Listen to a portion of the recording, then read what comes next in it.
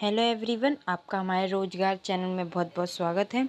जैसा कि आप देख सकते हैं, ये अब तक की सबसे बड़ी खबर हो सकती है, मतलब न्यूज़ हो सकती है बच्चों के लिए जो यूपी पुलिस की इंतज़ार कर रहे थे, यूपी एसआई का इंतज़ार कर रहे थे, यूपी एसआई पुलिस का भर्ती का इंतज़ार कर रहे थे। आखिरकार नोटिफिकेशन आउट हो चुका है। जैसा कि आप देख सकते हैं, ये उत्तर प्रदेश सरकार, उत्तर प्रदेश पुलिस भर्ती एवं प्रोन्नति बोर्ड 19C तुलसी गंगा कॉम्प्लेक्स विधानसभा मार्ग लखनऊ उत्तर प्रदेश की तरफ से ये सूचना विज्ञप्ति जारी हो चुकी है, जिसका अभ्यर्थी बहुत लंबे कर रहे थे।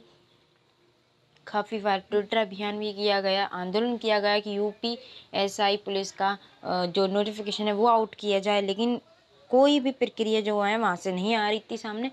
लेकिन अब आप देखेंगे तो नोटिफिकेशन जारी हो चुका है। इसमें कितनी वैकेंसी है, क्या क्या पात्रता रखी गई है, शारीरिक पात्रता क्या रखी गई है, किसके लिए किस प्रकार का पेपर है, ये सब जानेंगे हम इस नोटिफिकेशन के थ्रू।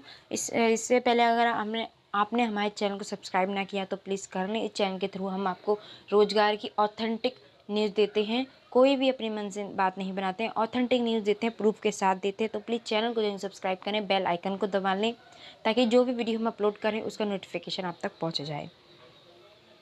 तो आप देखेंगे, यहाँ से शुरू करते हैं। इसमें लिखा हुआ है, हम सीधे भर्तियों से संबंधित जानकारी ले लेते हैं पहले कि ये पूरा विज्ञापन संज्ञा है, तो इसको हम स्किप कर देते हैं। पहले हम विज्ञापन के भर्तियों के बारे में जान लेते हैं कि लिखा है के आधार पर उत्तर प्रदेश में उप निरीक्षक नागरिक पुलिस प्लाटून कमांडर पीएसी एवं अग्निशमन द्वितीय अधिकारी वेतन पे आप देख ही सकते हैं। यहाँ पर आप अपना हिसाब से देख लीजिएगा।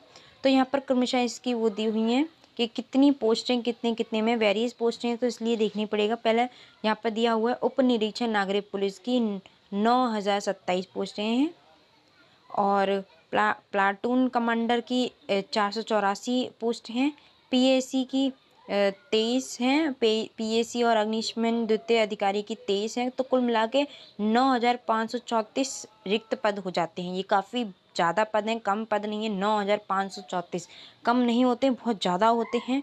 तो जिनको आप देख सकते हैं, जिनके जिनके श्रेणीवार विवरण निम्नवत हैं, जो निम्नवत हैं को भरने के लिए पुरुष या महिला अभ्यर्थी। अच्छा, ये यहाँ पे एक इम्पॉर्टेंट बात बताइए कि महिला अभ्यर्थी केवल उपनिरीक्षक नागरिक पुलिस पद हेतु ही आवेदन कर सकते हैं, यानी कि वो प्लाटून कमांडर या पीएसी में डालना चाहें तो वो नहीं डाल पाएंगे, सिर्फ उपनिरीक्षक नागरिक पुलिस के लिए ही डाल सकते हैं, यहाँ लिखा हुआ है। तो ऑनलाइन आवेदन आमंत्रित किए जाते हैं। तो यहाँ श्रेणीवार दिया हुआ है, पद दिए हुए हैं कि कितने में कितना है, श्रेणीवार के किस कास्ट में कितना है। तो हम ये देख लेते हैं। आरक्षित यानी जनरल कास्ट में 3613 पोस्टें हैं। उप निरीक्षक नागरिक पुलिस के पद की श्रेणी है ये। ईडब्ल्यूएस के 10% मिलता है आरक्षण। तो जैसे कि आप देख सकते हैं कि 902 है यहाँ पर। अन्य पिछड़ा वर्ग ओबीसी यहाँ 2437 हैं।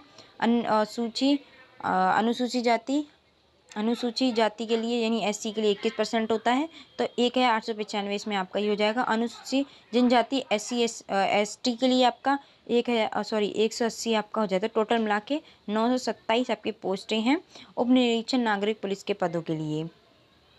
आगे बढ़ते हैं, आगे देख लेते हैं आगे किस किस प्रकार से है। तो यहाँ पर लिखा है सीधी भर्ती द्वारा, जैसे कि आप देख सकते हैं, सीधी भर्ती द्वारा भरे जाने वाले पदों के सापेक्ष 36 आरक्षण का प्रतिशत, ये आप अपने हिसाब से देख लीजिएगा कितना है। भूतपूर्व सैनिक का आरक्षण कितना है, महिला का कितना है, 20% है।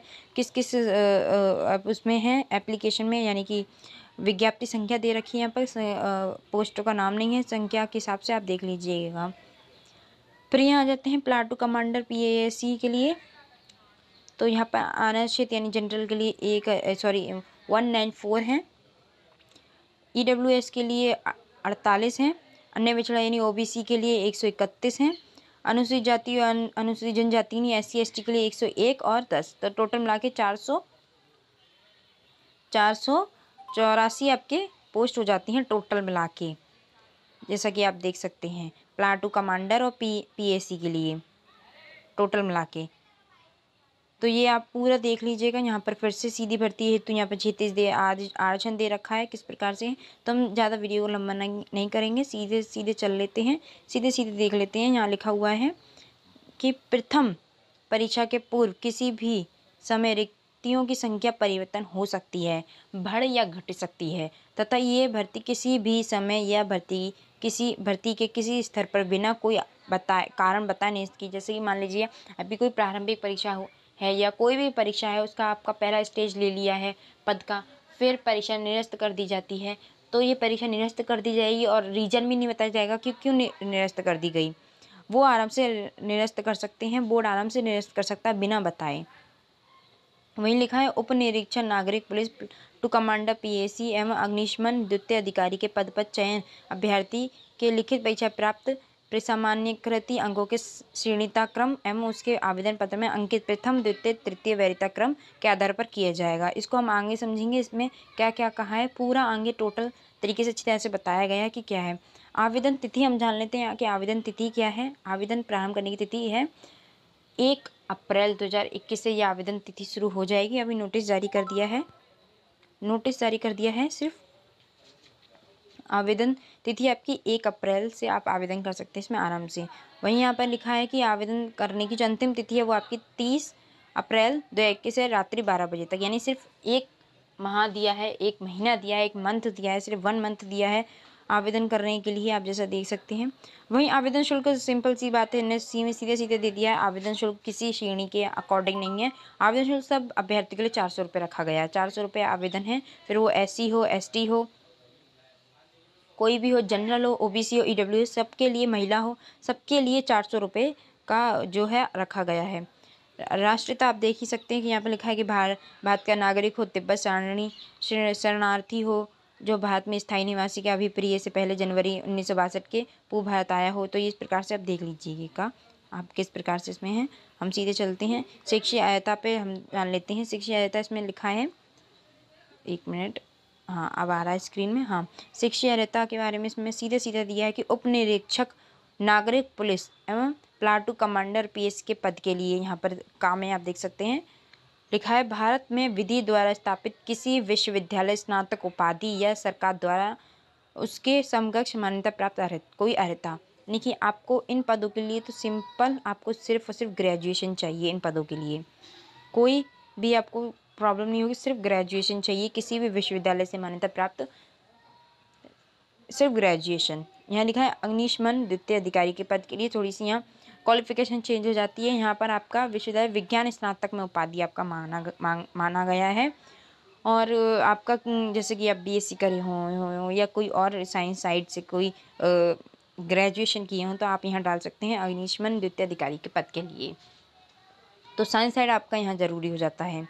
यही लिखा है। अच्छा, ये टिप्पणी जरूर पढ़ लीजिएगा। यहाँ साफ साफ लिख दिया है कि आवेदन करने की अंतिम तिथि यानी कि 30 अप्रैल 2021 तक अभ्यर्थी को अपेक्षित शिक्षा अर्हता अवश्य धारित करनी चाहिए।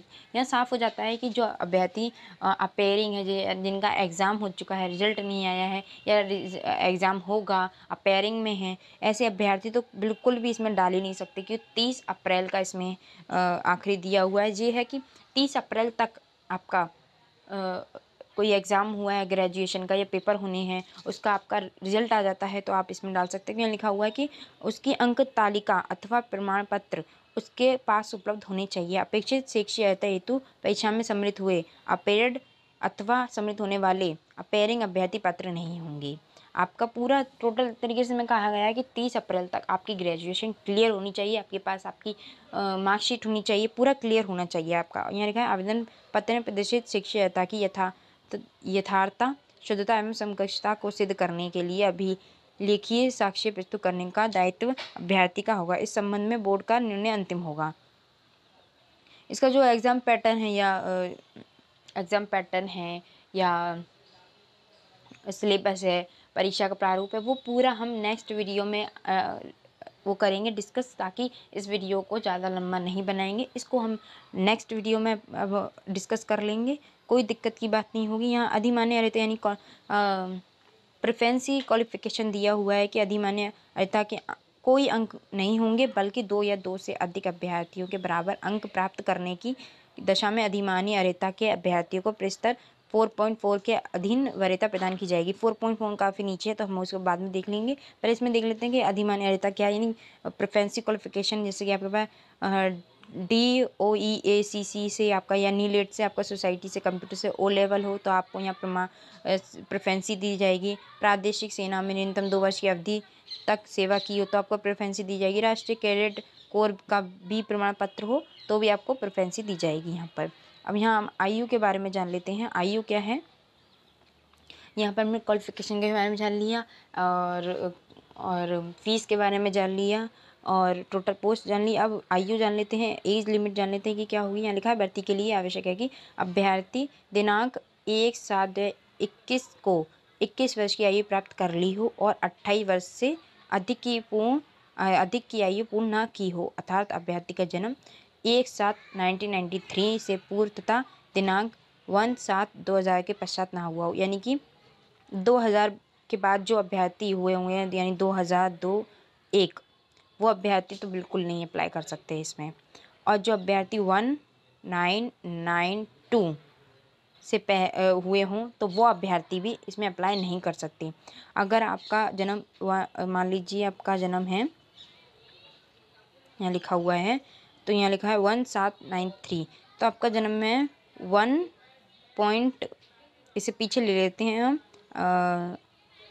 6 ले लेते हैं और 193 तो भी आप इसमें अप्लाई नहीं कर सकते क्योंकि इन्हें करेक्ट लोकेशन करेक्ट डेट दी है तो उसके आधार पर ही उसके आधार पर ही एज माने जाएगी। कुल मिला के आपका जो मिनिमम एज है वो आपकी 21 है और मैक्सिमम एज आपकी 28 है, लेकिन यहाँ डेट दी हुई है कि कितने से कितने अभ्यर्थी इसमें अप्लाई कर सकते हैं तो ये आप अपने अकॉर्डिंग देख लीजिएगा। परंतु ये अनुसूचित जाति, अनुसूचित जनजाति और ऐसी अन्य श्रेणियों के अभ्यर्थी की दशा में उच्चतर आयु सीमा उतने वर्ष अधिक होगी जितनी रिक्तियों की अधिसूचना के समय अधिनियम में और लागू सरकारी आदेशों में विनिर्दिष्ट की जाए। तो आरक्षण आपको अपने कास्ट के अकॉर्डिंग, आपके कैटेगरी के अकॉर्डिंग आपको मिल जाएगा।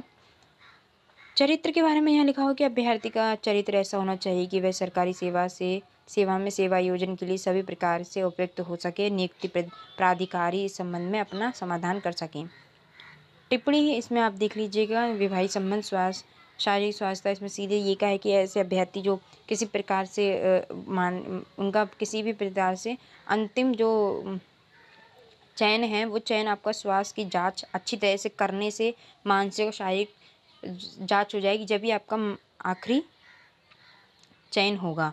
अब भर्ती प्रक्रिया यहाँ लिखी हुई है 4 पे आप जाएंगे तो भर्ती प्रक्रिया आपको मिल जाएगी। भर्ती प्रक्रिया में लिखा है कि ये चयन उत्तर प्रदेश के उप निरीक्षक और निरीक्षक नागरिक पुलिस सेवा यथा संशोधित नियमावली 2015 सप्तम संशोधन 2020 के अधीन किया जाएगा। सप्तम संशोधन 2020 सेवा नियमावली संलग्न है, इसी में संलग्न है सप्तम संशोधन 2020, तो आप इसको देख लीजिएगा अच्छे से। तो यहाँ ऑनलाइन लिखित परीक्षा का प्रारूप दिया है। हम थोड़ा एक नज़र मार लेते हैं जो पूरी तरीके से अच्छे तरीके से हम नेक्स्ट वीडियो में अच्छे से जानेंगे कि इसका परीक्षा प्रारूप और सिलेबस क्या है। तो इसको हम बस एक नज़र मार लेते हैं जल्दी से कि उत्तर प्रदेश उप निरीक्षक और निरीक्षक नागरिक सेवा यथा संशोधित नियम 2015 सप्तम संशोधन 20 के अनुसार ऐसे अभ्यर्थी जिनके आवेदन सही पाए जाएंगे उनसे 400 अंकों की लिखित परीक्षा में सम्मिलित होने की अपेक्षा की जाएगी। इस ऑनलाइन लिखित परीक्षा में वस्तुओं प्रकार के 4 अलग अलग निम्नलिखित विषयों का एक प्रश्न होगा, यानी 4 सेक्शन होंगे आपके एक पेपर में। तो कौन कौन सेक्शन होंगे यहाँ लिखा हुआ है। सामान्य हिंदी, मूल विधि या संविधान या सामान्य ज्ञान, संख्यात्मक एवं मानसिक योग्यता परीक्षा, मानसिक अभिरुचि परीक्षा या बुद्धि लब्धि परीक्षा या तार्किक परीक्षा। सबके आपके 100 अंक होंगे। इस प्रकार से आपके 400 अंक बन जाते हैं। 4 सेक्शन होंगे आपके परीक्षा में। यहाँ नेगेटिव मार्किंग के बारे में तो कोई उल्लेखित नहीं है, लेकिन फिर भी आपको नोटिफिकेशन आप देखें तो आपको मिले तो आप बिल्कुल ज़रूर बताइएगा। वैसे तो मुझे नहीं मिला, यहाँ आप देखेंगे तो मुझे नहीं दिखा यहाँ पर कुछ भी नेगेटिव मार्किंग के बारे में, शायद है नहीं इसमें नेगेटिव मार्किंग। आप देखना चाहें तो आप एक बार नोटिफिकेशन जरूर देख लें, लिंक आपको डिस्क्रिप्शन बॉक्स में मिल ही जाएगा इस नोटिस का। तो आप यहाँ देखेंगे पहले में लिखा है कि ऑनलाइन लिखित परीक्षा 2 घंटे की होगी, यानी 120 मिनट की। अभ्यर्थी की संख्या के अनुसार लिखित परीक्षा एक ही तिथि को एक ही अधिक पालियों में अथवा एक से अधिक तिथियों में विभिन्न पालियों में आयोजित कराया जाएगी। प्रत्येक पालियों के प्रश्न पत्र अलग अलग होंगे। ऑनलाइन लिखित परीक्षा एक से अधिक तिथियों या एक से अधिक पालियों में आयोजित की जाने पर अभ्यर्थियों के प्राप्तांक प्रसामान्यकरण किया जाएगा। प्रसामान्यकरण में इको परसेंटाइल मेथड लागू किया जाएगा। तो इस मेथड के बारे में आगे जानेंगे अच्छे से। क्या है ये, यहाँ लिखा है सेवा नियमावली में 7वें संशोधन के अनुसार ऑनलाइन लिखित परीक्षा के प्रत्येक विषय में 30% अंक और कुल 50% अंक प्राप्त करने वाले विफल रहने वाले अभ्यर्थी भर्ती के लिए पात्र नहीं होंगे। उपरोक्त परिस्थितियों के अधीन जहां कहीं इस नियम में शब्द अंक या हो उसका तात्पर्य प्रसामान्यकृत होगा, अतः ऑनलाइन लिखित परीक्षा में प्रतिभाग करने वाले समस्त अभ्यर्थियों के प्रत्येक विषय के मूल प्राप्तांकों का प्रसारणीकरण करने के पश्चात जिन अभ्यर्थियों के प्रसारणीकृत प्राप्तांक प्रश्न पत्र के प्रत्येक विषय में 35% तथा 4 विषयों में कुल 50% नहीं होंगे, वे अभ्यर्थी चयन प्रक्रिया के अगले चरण में प्रतिभाग नहीं कर सकेंगे या हेतु आर्य या पात्र नहीं होंगे। तो सिंपल बात है, आपके चारों सेक्शन से आपके 50% बनने चाहिए, तभी आप इसमें क्वालिफाई कर सकते हैं नेक्स्ट लेवल के लिए, वरना आप नहीं कर पाएंगे। तो यहाँ लिखा हुआ है कि ऑनलाइन लिखित परीक्षा का पाठ्यक्रम परिशिष्ट 1 में है। तो इसके बारे में हम नेक्स्ट वीडियो में अच्छे से बात करेंगे ताकि ज़्यादा लंबा ना हो। यहाँ लिखा है शारीरिक मानक परीक्षण के मानक। तो यहाँ हम देख लेते हैं। शारीरिक पुरुषों के लिए यहाँ पर लिखा ऊंचाई सामान्य या अन्य पिछड़े वर्ग और अनुसूचित जातियों के लिए अभ्यर्थी की न्यूनतम ऊंचाई 168 सेंटीमीटर है। तो अनुसूचित जनजाति के अभ्यर्थी के लिए न्यूनतम ऊंचाई जो लंबाई होनी चाहिए वो आपकी 160 यानी 160 सेंटीमीटर होनी चाहिए। यहाँ सीना लिखा हुआ है, आपका सीना देख सकते हैं। सामान्य या अन्य पिछड़ा जातियों और अनुसूचित जातियों के संबंध अभ्यर्थियों के न्यूनतम सीने का माप 79 सेंटीमीटर बिना फुलाने पर और कम से कम 84 सेंटीमीटर फुलाने पर एवं अनुसूचित जनजातियों के लिए 77 सेंटीमीटर बिना फुलाए और फुलाने पर 82 सेंटीमीटर से कम नहीं होना चाहिए। और टिप्पणी देख सकते हैं, न्यूनतम 5 सेंटीमीटर सीने का फुला अनिवार्य है। तो यहाँ पर आप अपने सुविधा के हिसाब से आप देख लीजिएगा कि इसमें क्या दी है, महिलाओं के लिए क्या दी है कि और पुरुषों के लिए क्या दी है, तो आप अपने हिसाब से अच्छे से देख लीजिएगा। यहाँ फिर शारीरिक दक्षता भी दी हुई है, इसके बारे में हम अच्छे से जानेंगे। तो इसको हम वीडियो को ज़्यादा लंबा ना करते हुए आप आराम से इसको आप वीडियो के लिंक आपको डिस्क्रिप्शन बॉक्स में मिल जाएगा इस नोटिफिकेशन के, तो आप आराम से इसको देख सकते हैं कि क्या क्या कैसे कैसे रखा गया है, ताकि इस वीडियो को हम ज़्यादा लंबा नहीं होने देंगे। और इसकी जो परीक्षा का प्रारूप है और शारीरिक दक्षता, ये सब एक बार हम, और जो शारीरिक दक्षता परीक्षा है उसके बारे में हम एक बार नेक्स्ट वीडियो में चर्चा कर लेंगे ताकि प्रॉब्लम ना हो। और लिंक आपको डिस्क्रिप्शन बॉक्स में मिल जाएगा। याद रहे, अभी ये चालू नहीं है, अभी ये 1 अप्रैल से चालू होंगे अप्लाई होना। अप्लाई की डेट अभी 1 अप्रैल 2021 है, तो चालू नहीं है अभी। और टोटल मिला के 9,534 आपकी वैकेंसी हैं कुल। विभिन्न प्रकार की इसमें वैकेंसीज हैं और 9,534 में कुल वैकेंसी हैं। मौका अच्छा है, वैकेंसी ज़्यादा हैं, और जो अभ्यर्थी लंबे समय से यूपी पुलिस का इंतज़ार कर रहे थे उनके लिए तो बहुत बहुत ज़्यादा अच्छा है। जहाँ काफ़ी अभ्यर्थी पूछते रहते हैं, हमारे इंस्टाग्राम पे पूछते रहते हैं कि यूपी पुलिस का कब आएगा, तो आप नोटिफिकेशन आ चुका है, 1 अप्रैल से शुरू हो जाएगा। आपको लिंक डिस्क्रिप्शन बॉक्स में मिल जाएगा, आप आराम से इस नोटिफिकेशन को अपने अकॉर्डिंग पढ़ सकते हैं। अप्लाई के लिए लिंक आपको 1 अप्रैल से चालू होगा, तो आप 1 अप्रैल से ले सकते हैं। वहीं इसके जो परीक्षा प्रारूप है और परीक्षा का सिलेबस है उसके बारे में हम नेक्स्ट वीडियो में चर्चा करेंगे। तो आई होप आपको ये वीडियो हेल्पफुल लगा तो प्लीज़ वीडियो को जरूर लाइक करें, चैनल को जरूर सब्सक्राइब करें, बेल आइकन को जरूर दबाएं और वीडियो को जरूर लाइक करें। Thank you.